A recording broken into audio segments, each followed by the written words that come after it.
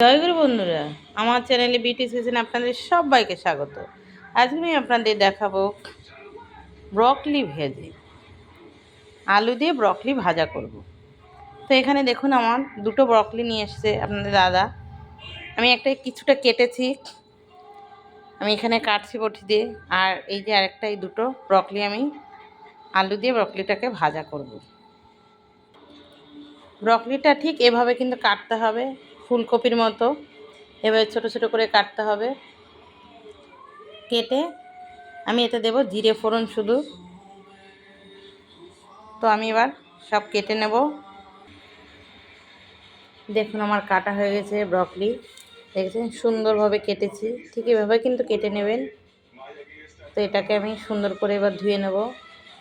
ধুয়ে তারপরে আমি এটাকে ভাজা করব। তো আমি ভেবেছিলাম ব্রকলির ভিতরে আলু দেবো, কিন্তু না, আলু দেব না, কারণ অনেকটাই হয়েছে। শুধু আমি ব্রকলিটাকেই ভাজা করব। দেখুন ব্রকলি আমি ধুয়ে রেখেছি, এবার আমি ভাজা করবো এটা। কড়া বসিয়ে দিয়েছি, কড়া আমার গরম হয়ে গেছে। এবার কড়াতে দিয়ে দেবো তেল।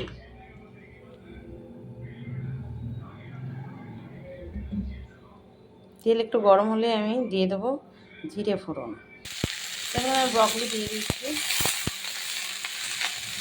এবার নেড়ে চেড়ে আমি লবণ হলুদ দিয়ে দেবো।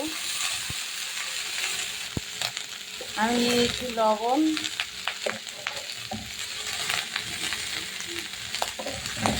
দিয়েছি হলুদ।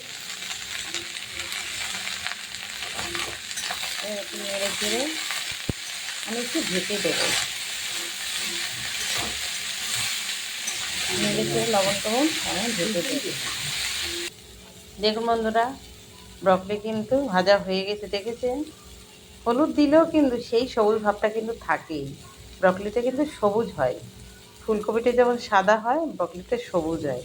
সবুজ ফুলকপি, সাদা ফুলকপি। তো দেখুন আমার ভাজা কিন্তু প্রায় হয়েই এসছে।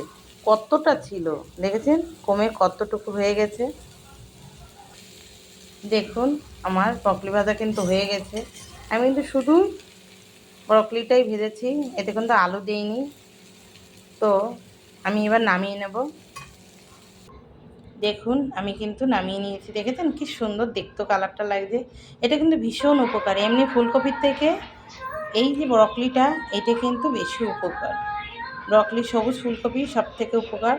তো আপনারা এই ব্রকলি এভাবে কিন্তু ভেজেও খেতে পারেন, তরকারিও খেতে পারেন, ঠিক আছে? এটা মশলার দিয়ে তরকারি করলেও নিরামিষও ভালো লাগে, আমিষও ভালো লাগে।